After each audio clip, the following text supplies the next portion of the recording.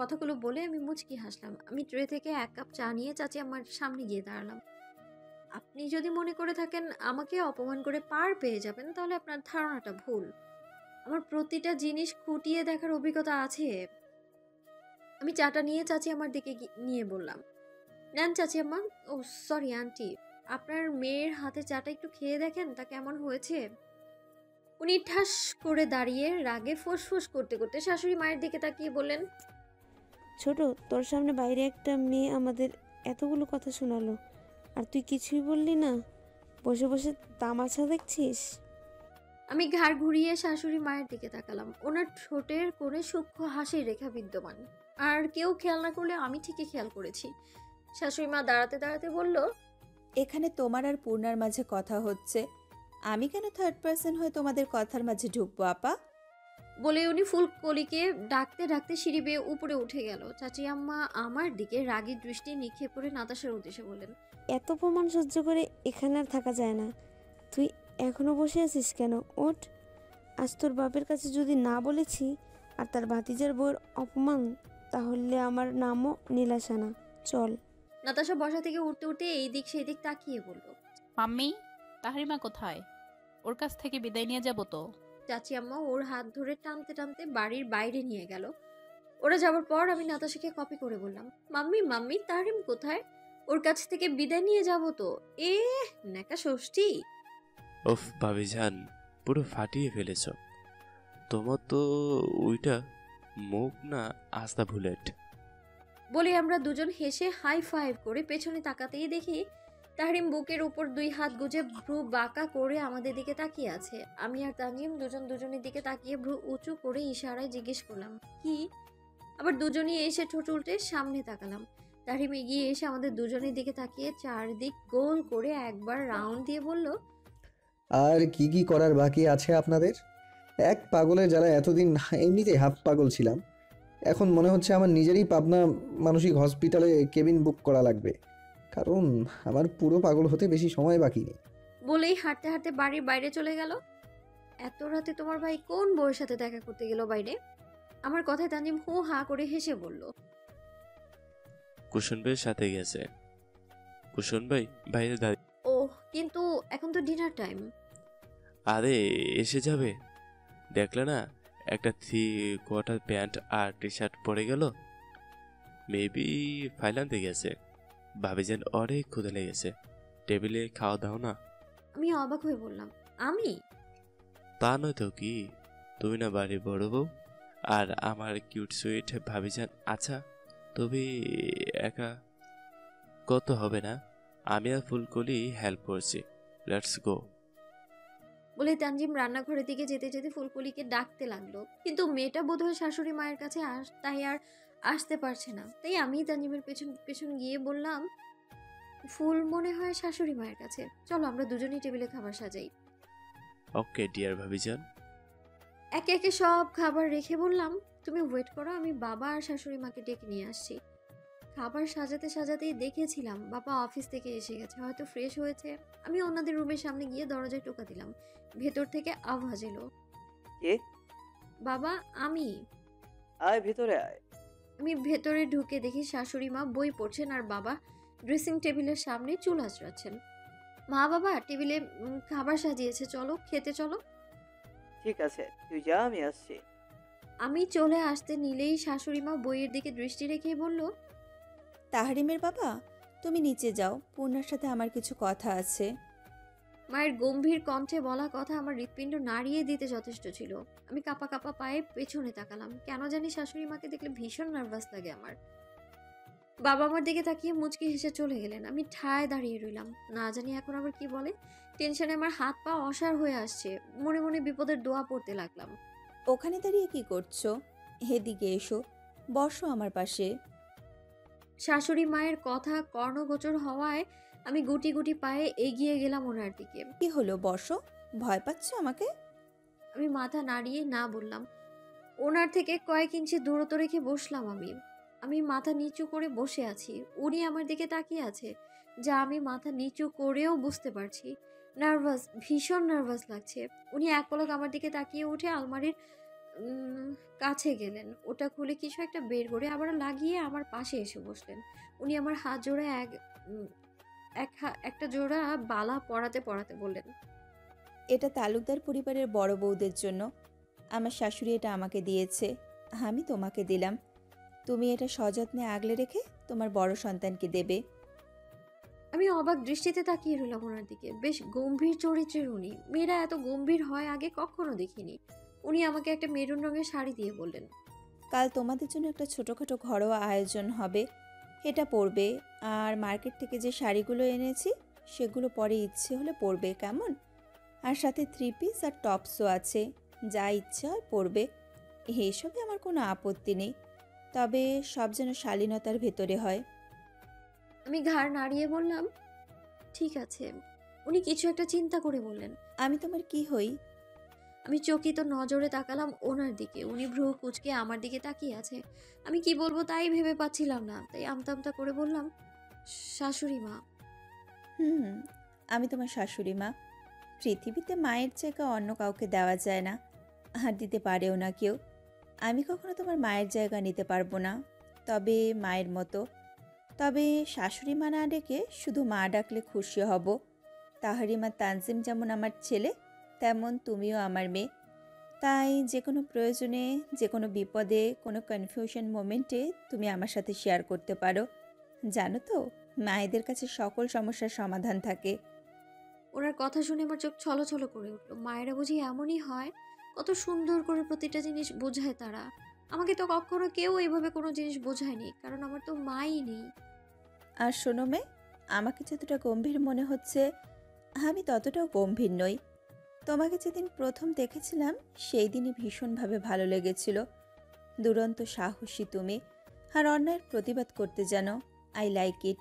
শোনো, কখনো একা একা থেকে বোরিং লাগলে আমার কাছে চলে আসবে, দুইজনে মিলে অনেক গল্প করব, কেমন? আমি মুচকি হেসে ছলছল চোখে ওনার দিকে তাকালাম। উনি হাসি মুখে আমার দিকে তাকিয়ে আছে। ভীষণ ইচ্ছে হচ্ছে ওনাকে একটু জড়িয়ে ধরতে, ওনার গায়ের গন্ধটা কেমন তা জানতে। কখনো মায়ের গায়ের গন্ধ কেমন তা জানা হয়নি। আজ অবাধ্য বোন তা জানার জন্য প্রচণ্ড অস্থির হয়ে উঠেছে। আচ্ছা, জড়িয়ে ধরলে কি খুব বেশি খারাপ হয়ে যাবে? হোক কিছু না খারাপ, তবু একবার জড়িয়ে ধরি। তাই হুট করে দুই হাতে আষ্টে-পৃষ্ঠে জড়িয়ে ধরলাম ওনাকে। প্রথমে একটু অবাক হলেও পরবর্তীতে মুচকি হেসে আমার মাথায় একটা চুমু খেয়ে হাত বুলিয়ে দিতে লাগলো। আমি ওনার বুকে হাত রেখে চুপটি করে রইলাম। চোখ থেকে নেমে আসে অবাধ শ্রাবণ। 5-6 মিনিট এভাবে থাকার পর উনি আমাকে সোজা করে বসালেন। আমি এখনো চোখ বন্ধ করেই আছি। ইচ্ছে করছে না চোখ খুলতে। যদি চোখ খুললেই এটা স্বপ্ন হয়ে ভেঙে যায়, তখন উনি আমার দুগাল ধরে পানিগুলো মুছে দিয়ে বলল, এই বোকা মেয়ে, এভাবে কেউ কাঁদে? তুমি না স্ট্রং গার্ল। মন খারাপ হলে অবশ্যই মায়ের সাথে শেয়ার করবে, কেমন? এখন চলো তো দেখি, খাবার মনে হয় সব ঠান্ডা হয়ে গেছে। বলে আবার কপালে একটা চুমু দিয়ে উঠে দাঁড়ালো। আমিও চোখ খুলে চোখের পানিগুলো মুছতে মুছতে উঠে দাঁড়ালাম। উনি যেতে যেতে পেছনে তাকিয়ে চোখ রাঙিয়ে বললেন, আসো না কেন? আমি মুচকি হেসে ওনার পেছন পেছন যেতে লাগলাম। সিঁড়ি দিয়ে নামতে নামতে খেয়াল করলাম সবাই খাবার রেখে আমাদের দিকে তাকিয়ে আছে। আমি টেবিলে গিয়ে বাবার পাশে দাঁড়ালাম। মাও দাঁড়ালো। দাঁড়িয়ে আছো কেন? বসো। না মা, আপনি বসেন, আমি বরং সার্ভ করি। দরকার নেই, যার যারটা শেষে নিয়ে নেবে। তুমি বসো, আমিও বসবো। এভাবে সঙ্গের মতো দাঁড়িয়ে সবার খাবার দেখার দরকার নেই। মায়ের কড়া ধমক। আমি চট জলদি বাবার পাশে বসে পড়লাম। আমার এক পাশে বাবা, আরেক পাশে তানজিম, তানজিমের পাশে তাহরিম, আর তার পাশের চেয়ার খালি। বাবার আরেক পাশে মা। খাওয়া দাওয়া শেষ করে আমি, তানজিম, বাবা বসে গল্প করছিলাম। মা আর তাহরিম রুমে চলে গেছে। গল্প করা শেষ করতে করতে রাত প্রায় 11টা। যে যার রুমে চলে গেল। আমি দোতলায় উঠে আমার রুমের সামনে গিয়ে দাঁড়ালাম। দরজা ঠেলে ভেতরে ঢুকতেই আমার চক্ষু চড়ক গাছ। উনি 4 হাত পা ছড়িয়ে ছিটিয়ে ঘুমিয়ে আছে, তাও বিছানায় হাফ দখল করে। যদিও হতো সাইডের হাফ, তাও না, উনি দখল করে আছে মাঝখানের হাফ।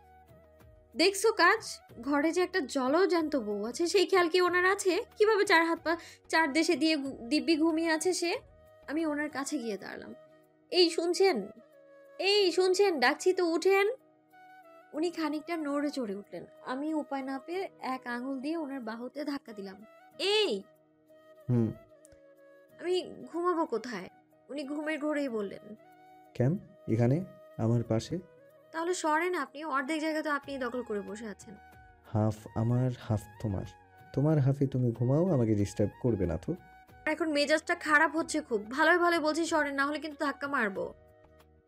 উনি কোনো কথা বলে না। এবার আমি ঝুঁকে ওনার বাহুতে ধাক্কা দিতেই খানিকটা সরে গেল, বাট উনি ঘুমের ঘোরে সরতে সরতে ঠাস করে বিছানা থেকে পড়লো।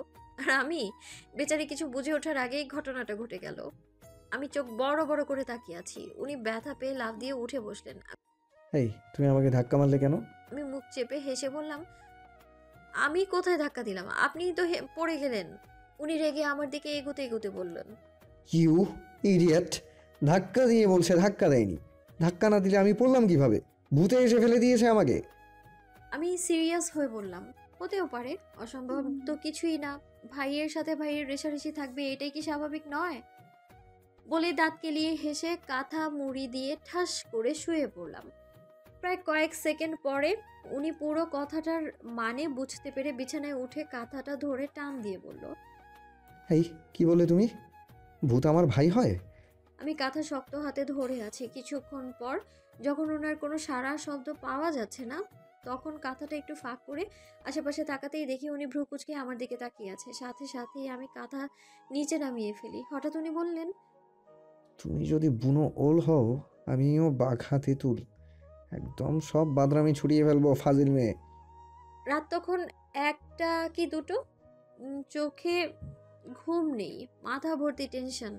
মেয়েটাকে যে এত বড় একটা দায়িত্ব দিলাম, ও কি করতে পারবে? ভীষণ রিস্কের কাজ তো, ওকে দায়িত্ব দিয়ে ভুল করলাম না তো? এতক্ষণে তো কাজটা করে ফেলার কথা, এখনো ফোন করছে না কেন? আমিও তো ফোন দিতে পারছি না, যদি বিপদ হয়। ইস, কেন যে ওকে দিতে গেলাম, তার চেয়ে বরং আমিই করতাম। বিছানায় শুয়ে শুয়ে এপাশ ওপাশ করছি আর চিন্তা হচ্ছে। হঠাৎ বালিশের তলা থেকে ফোনটা ভাইব্রেট মুডে বেজে উঠলো। আমি তড়িঘড়ি করে উঠে ফোনটা রিসিভ করে বেলকনিতে চলে গেলাম। হ্যালো, ইলু কই তুই? ও মেবি কিছু চিবোতে চিবোতে বললো, কেন বাসায়? তুই বাসায় মানে কি? যা কাজ দিয়েছিলাম পুরোটা করতে পেরেছিস তো? হ্যাঁ রে বাবা, করেছি। ইনফ্যাক্ট ফাইলটাও রেডি, বাট তোকে দেবো কিনা ভাবছি।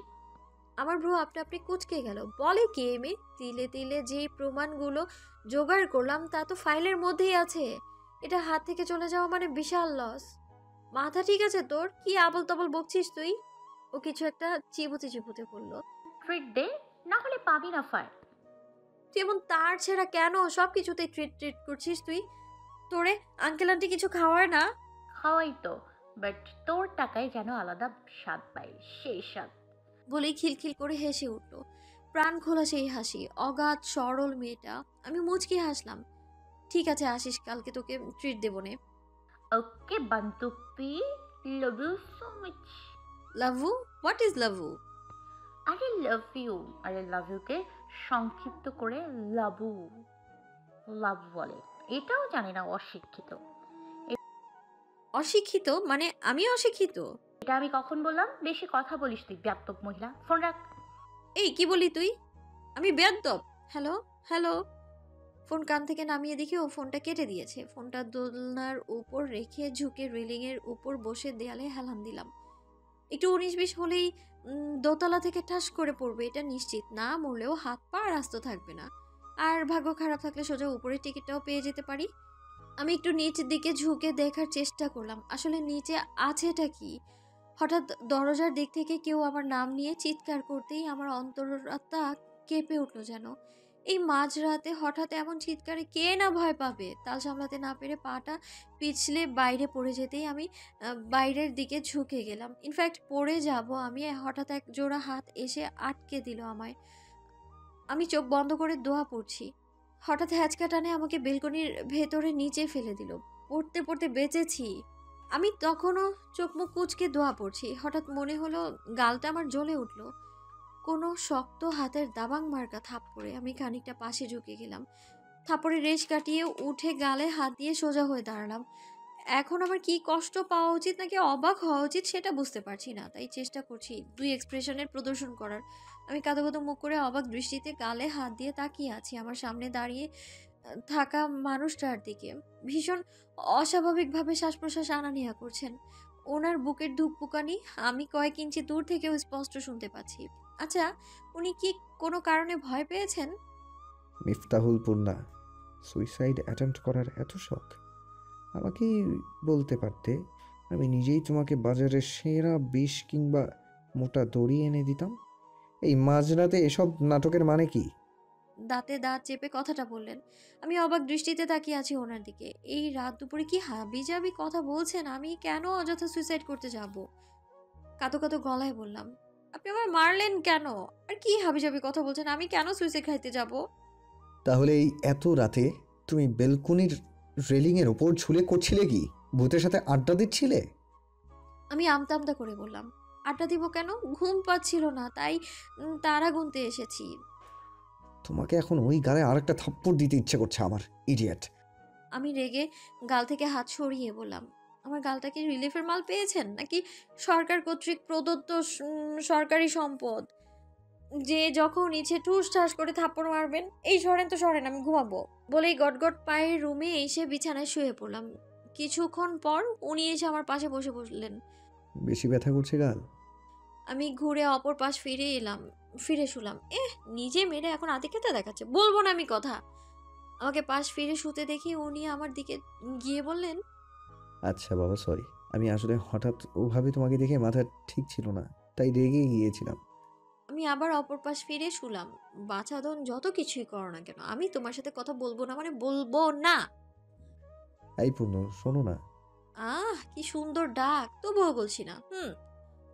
আচ্ছা ঠিক আছে, কি করতে হবে বলো, আমি করব। তাও এমন বিহেভ করো না প্লিজ। আমি পিটপিট করে চোখ খুললাম। মৃদু সবুজ রঙের লাইটের আলোতে ওনার চেহারাটা দেখে কেন জানি ভীষণ মায়া হলো, তাই উঠে বসলাম। আমি যা বলবো তাই করবেন তো? হুম, ঠিক আছে। আমি কোলের উপরে বালিশ নিয়ে নির্লিপ্ত ভঙ্গিতে বসে বললাম, কানে ধরেন। আমার কথা শুনে উনি দুপা পিছিয়ে গেলেন। হোয়াট?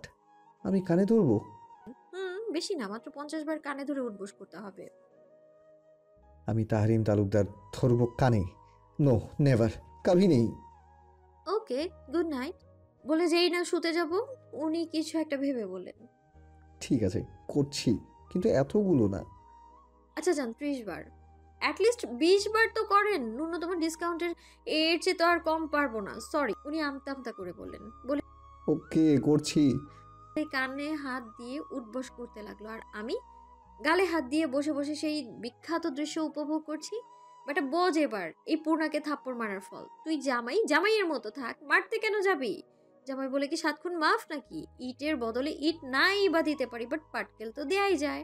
হোয়াট আ দৃশ্য ভাই রে ভাই! মন্ত্রী তাহরিম তালুকদার নাকি বউয়ের কথায় কান ধরে উঠবোস করছে, ভাবা যায়? ওনার ভক্তগণ দেখলে তো চোখ খুলে বেরিয়ে আসবে। মনে মনে কথাটা ভেবে মুখ টিপে হাসলাম। উনি আমার দিকে অসহায় দৃষ্টি নিক্ষেপ করে উঠবোস করছে। বেচারাকে দেখে ভীষণ মায়া হলো, তাই 10 বারের মতোই হতেই বললাম, আচ্ছা ঠিক আছে যান, আর করতে হবে না, মাফ করে দিলাম। পরবর্তীতে যেন এমন আর না করেন কোনোদিনও। অনেক রাত হয়েছে, এবার যান ঘুমিয়ে পড়েন। বলেই শুয়ে পড়লাম। উনিও আমার পাশে চুপচাপ শুয়ে পড়লেন, কোনো কথা বললেন। আমি ওনার দিকে ফিরে মাথার নিচে হাত দিয়ে শুলাম। এই শুনছেন, আপনি কি রেগে আছেন? কথা বলছেন না কেন? উনি সোজা হয়ে চোখ বন্ধ করে শুয়ে আছে, কোনো নড়চড় নেই। আমি আধশোয়া হয়ে ওনার উপর ঝুঁকে নাকের কাছে আঙুল দিয়ে বোঝার চেষ্টা করছি আসলে কানে ধরার কষ্টে হার্ট অ্যাটাক করে আবার মরে টরে যায়নি তো। হঠাৎ উনি আমার হাত ধরে নিজের দিকে টান দেয়, আমি সোজা আমার মাথাটা গিয়ে ঠেকলো ওনার বুকে। আমি চমকে উঠলাম। উঠতে নিব, উনি এক হাতিয়ে চেপে ধরে চোখ বন্ধ করে আছেন। কি হলো এটা? ছাড়ুন আমায়। যেভাবে আছো চুপচাপ সেভাবেই থাকো, ওঠার চেষ্টা করবে না, আর নড়চড় করবে না। সোজা বেলকুনিতে নিয়ে গিয়ে ঢিল মেরে ফেলে দিব, একদম উপরের টিকিট পেয়ে যাবে। সো চুপ করে থাকো আর আমাকে ঘুমোতে দাও। বলে 2 হাতে আষ্টে পৃষ্ঠে জড়িয়ে ধরলো। আমি কিছু বুঝে ওঠার আগে ঘটনাটা ঘটে গেল। আমি ব্যাককলের মতো শুধু তাকিয়েই রইলাম। শুভ সকাল বউজান। সকালে সূর্যের আলোটা চোখে পড়তেই ঘুমটা হালকা হয়ে গেল। চোখ বন্ধ থাকতেই মনে হচ্ছে কানের কাছে ধকধক আওয়াজটা বেশ তীব্র গতিতে চলছে। কিসের আওয়াজ সেটা ঠাউর করতে পারছি না আমি। খানিকটা নড়ে চড়ে উঠলাম। পিট করে চোখ খুলে বোঝার চেষ্টা করছি আমার অবস্থান। হঠাৎ কারো ঘুমো ঘুমো কণ্ঠে সকালের শুভেচ্ছা কর্ণগোচর হওয়া মাত্র মাথা উঁচু করে তাকালাম তার দিকে। সকালের প্রথম মিষ্টি আলো ওনার চোখে মুখে পড়ছে। মুখে লেগে আছে অসম্ভব মিষ্টি হাসি। শুধু ঘুম থেকে ওঠার জন্য ফর্সা মুখ আর চোখ খানিকটা ফুলে যাচ্ছে। খোঁচা খোঁচা দাড়িতে ভীষণ মায়াবী লাগছে তার মুখটা।